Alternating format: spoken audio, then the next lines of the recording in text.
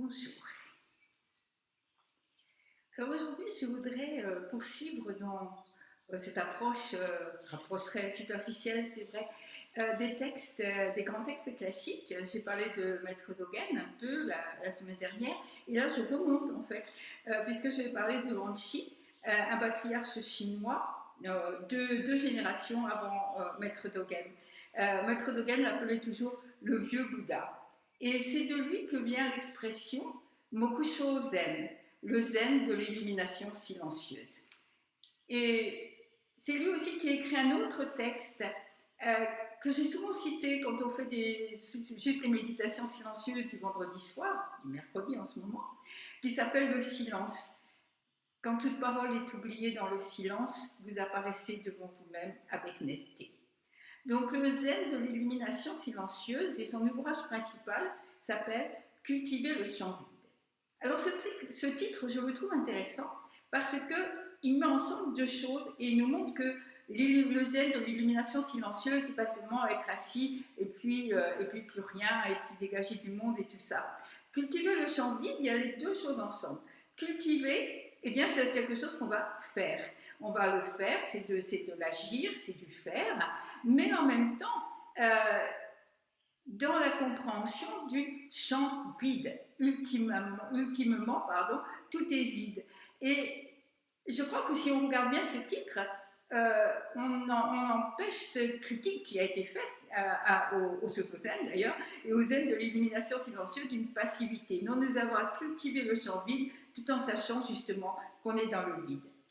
Alors, il nous dit, lâchez, débarrassez-vous de tout ce qui vous encombre et qui n'est que vide. Et il a une très belle expression pour ça, il utilise « débarrassez-vous de vos images d'ombre ». Moi, c'est une expression qui me touche beaucoup et qui me rappelle quelque chose d'autre. Alors, toujours, ça me touche beaucoup parce qu'en fait, c'est vrai que la lecture des textes, les expressions, les poèmes, tout ça, quelquefois, il nous réveille. Voilà, on avance, on dort un peu dans la vie comme ça, et puis tout d'un coup, on entend ou on voit une chose, peut-être qu'on l'a déjà entendue et vue des tas de fois, mais à un moment, ça nous réveille. Et tout ce texte de Yuan Shi m'a rappelé une autre expression qui m'avait bien réveillée, donc, et qui continue d'ailleurs périodiquement, qui dit cessez de vous attacher vous-même avec une non-corde. Et l'idée de s'attacher soi-même avec une non-corde, eh bien, je la retrouve dans ma vie. Quand quelque chose me semble une situation difficile, impossible d'en sortir, douloureuse, pénible et tout, et puis que je vois que si je bouge un peu, si je fais un petit tour et tout, ah ben non, il n'y avait rien, il n'y avait pas de corde, c'est moi qui me suis attachée avec cette non-corde. Voilà, et Yuan Shi va nous dire ça sous d'autres formes tout le temps. Mais il ne s'arrête pas là.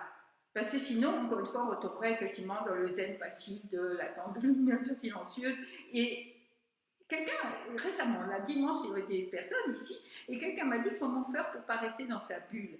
Et c'est ça, en fait, que tous les maîtres du Chan et du Zan vont nous dire, bougez, en fait, bougez.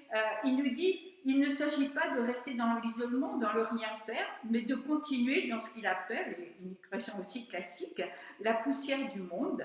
Continuer dans la poussière du monde, mais en répondant de façon appropriée. Et parce qu'on est débarrassé, allégé, on est dans cette joie du samadhi. Et lui, il dit batifoler. Enfin, moi, je traduis ça comme ça, batifoler dans le samadhi. Et ça m'a rappelé autre chose, parce que bien sûr, il faut que ces textes classiques, il faut les relier à notre vie quotidienne. Donc, à tout à fait un autre niveau, parce que si on ne les relie pas, ça reste ce type de poésie que détestait Maître Dogen ou Ryokan aussi bien. Donc, à un autre niveau, ça m'a rappelé quelque chose, c'est quand on rentre chez soi le soir. On rentre chez soi le soir, il y a un moment où on s'assoit. Et on a l'impression de déposer quelque chose, parce qu'il y a cette journée, on a couru, il y a eu des problèmes, on a rencontré des gens, on a parlé, on a résolu certains problèmes, pas de tu sais, et à un moment... Et c'est l'expression, je crois que c'est de Keizan Jokin, rentrer chez soi et s'asseoir en paix. Il y a un moment comme ça, vous voyez, enfin, je ne sais pas, mais je me vois très bien, quoi, un moment, voilà. Et si on imagine ce moment où on souffle, mais qui est passager, parce qu'après, je ne sais pas quoi, le téléphone sonne, il y a les mails, il y a le repas à faire, il y a les enfants peut-être qui posent, enfin voilà, après on reprend tout ça. Et bien si vous imaginez ce moment où on souffle comme ça, on dépose tout comme ça, Et si vous imaginez ce moment-là, je ne sais pas, 1 million de fois plus grand, 1 million de fois plus grand, et vous n'aurez pas à reprendre. Ce qui veut dire que, pas on resterait là, assis comme ça, dans son fauteuil, on dirait, faux, que le monde tourne sans moi et tout ça, pas du tout. Mais on n'aurait pas à reprendre, parce qu'à ce moment-là, on serait tellement allégé que ce qui resterait, c'est juste la joie, et qu'on pourrait se lever et donner des réponses, répondre au téléphone, répondre aux enfants, répondre aux gens, répondre aux mails et tout ça, et tout en batifolant, si je peux garder cette image, dans le samadhi. Voilà mon approche, et encore une fois, c'est nécessaire de le relier parce que sinon c'est rien du tout, c'est qu'un vieux texte, quoi, si on ne le relie pas à sa propre vie. Donc dans Cultiver le champ vide, ce sont des textes courts et ces textes joyeux et sont des images poétiques, et c'est la joie d'être soi et la joie du jeu dans ce qu'il appelle l'exploration de la merveille. Alors pour aujourd'hui, j'ai choisi 2 textes. Le premier qui s'appelle la méditation des Nagas. La méditation des Nagas, pour lui, c'est un samadhi en tout moment et en toute activité. Alors les Nagas, je rappelle, c'est un serpent mythologique. Pendant que le Bouddha était sous l'arbre de l'éveil, il y a une grande tempête et un serpent est sorti des racines de cet arbre, et il a protégé le Bouddha avec un éventail, comme ça, il a 7 têtes en capuchon, en éventail, comme ça, et on voit le Bouddha assis sur le Naga, avec le capuchon, les éventails des têtes du Naga. Et c'est une représentation qu'on voit énormément sur les représentations de Bouddha, surtout dans l'arc mer.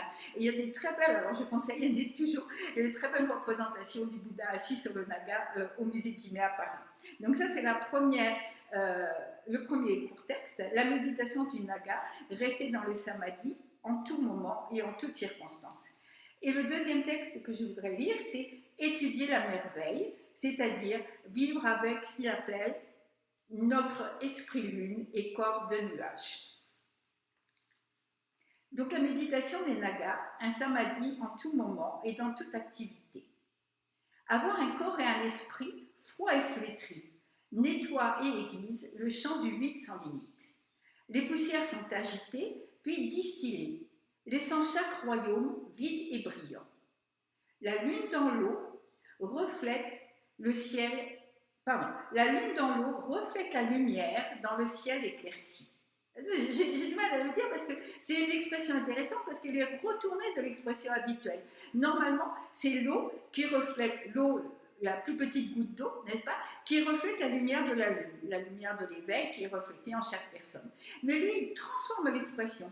Il dit que c'est la lune dans l'eau, c'est-à-dire chacun d'entre nous, qui reflète la lumière de l'éveil. C'est déjà mettre chacun d'entre nous dans son corps et esprit déjà complètement dans l'éveil, puisque c'est nous qui reflétons l'éveil. Et là, j'y trouve quelque chose, si je peux dire, déjà de plus actif que simplement l'autre côté de l'image. Les nuages enlacent la montagne aux couleurs d'automne, qu'elles soient d'un noir d'encre ou d'un vert luxuriant, les profondeurs ouvrent leur esprit vaste. La racine originelle, toujours illuminée, n'est pas entravée par les branches et les feuilles. Ceci est le temps et l'endroit pour sauter au-delà des 10 000 étranglements émotionnels d'innombrables karmas. La contemplation de 10 000 années va finalement au-delà de tout ce qui est transitoire et vous en immerger avec spontanéité. Les nuages voyageant dans la vallée vide sont libres, qu'ils bougent ou qu'ils restent tranquilles.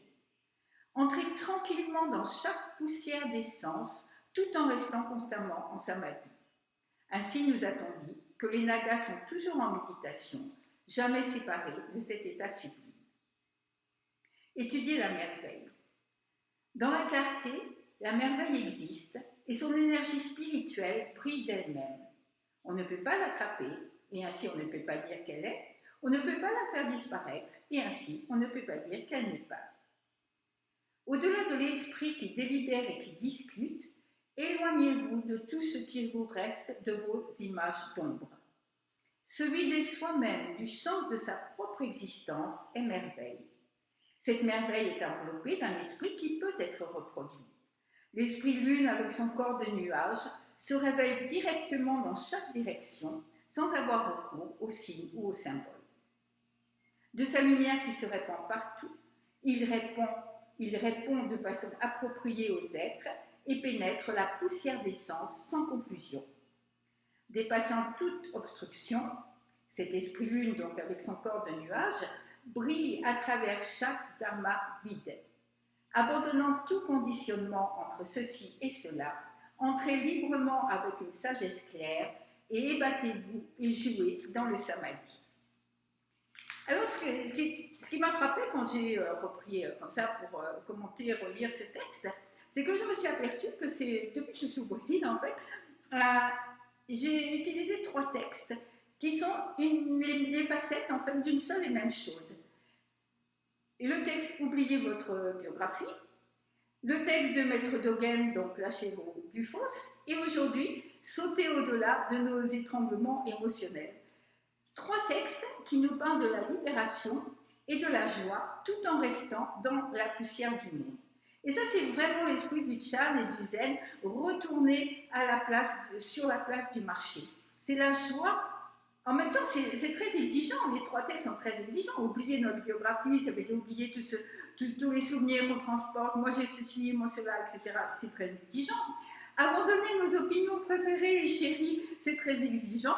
Et lâcher prise de tous nos étranglements émotionnels, voilà. C'est très exigeant. C'est pas quelque chose... c'est pas, enfin voilà, en fait flâner ça vient après d'une certaine façon, il y a cultiver d'abord et ça c'est exigeant et ensuite il y a flâner et batifoler dans le champ vide et ça c'est la joie de la libération et moi je le comprends. Alors là aussi j'ai une autre expression plus quotidienne, je l'ai déjà exprimée, c'est déposer sa valise, déposer son sac à dos, déposer tout ce qu'on trimballe et qui nous rend si lourd, et qui rend la marche sur le chemin du Bouddha et le chemin de notre propre vie parfois si difficile, déposer tout cela, et ça c'est la libération, et ça c'est la joie dans le monde. Parce que pour Wang Shi, lorsqu'il nous dit abandonner nos conditionnements, abandonner nos images d'ombre, se vider du sens de sa propre existence, tout cela, c'est se désencombrer, effectivement, de soi-même. Il y avait un titre d'un livre récent d'une femme qui écrivait « Le dur travail d'être soi-même ». Et pouvoir abandonner, c'est dur, voilà, c'est comme l'histoire de fou, s'asseoir un moment et abandonner un moment le dur travail d'être soi-même dans le social, dans le monde, etc. Et donc là, c'est abandonner complètement, définitivement, le dur travail d'être soi-même. Mais c'est rester dans le monde, avec cet esprit lune et ce corps de nuage, pour répondre aux êtres, et là j'en viens au point qui pour moi est fondamental, pour répondre aux êtres sans être entravé donc, par les branches et les feuilles et donner une réponse appropriée.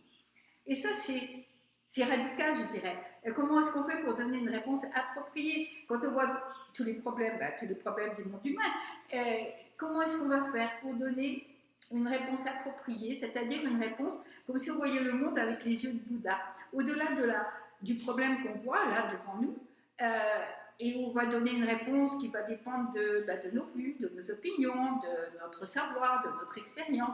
Non, pouvoir donner une réponse appropriée, oui, je trouve que c'est radical tous ces textes, parce qu'ils nous emmènent sur un chemin tellement plus large que le chemin sur lequel nous marchons d'habitude.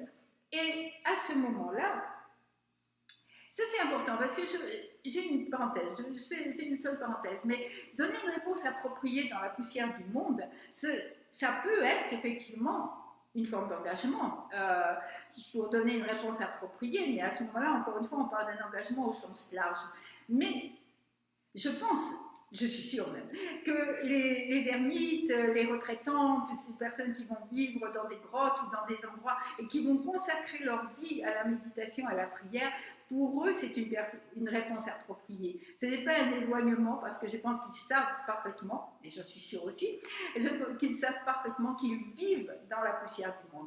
Et il y a beaucoup de réponses appropriées possibles, il n'y en a pas qu'une. Parce que quand on commence à penser qu'il n'y en a qu'une, on a beaucoup de chances que ce soit une toute petite comme ça réponse. Donc, donner une réponse appropriée, et alors, à ce moment-là, on peut jouer dans la lumière, on peut jouer dans le samadhi, on peut jouer dans ce champ sans limite. Voilà, la prochaine fois qui va être au mois de novembre, la prochaine fois je vais terminer sur un troisième, enfin peut-être pas terminer d'ailleurs, mais aborder un troisième texte de Wang Shi qui est carrément de plus en plus radical, enjamber le bord de la falaise. Merci beaucoup. Maintenant, la cérémonie.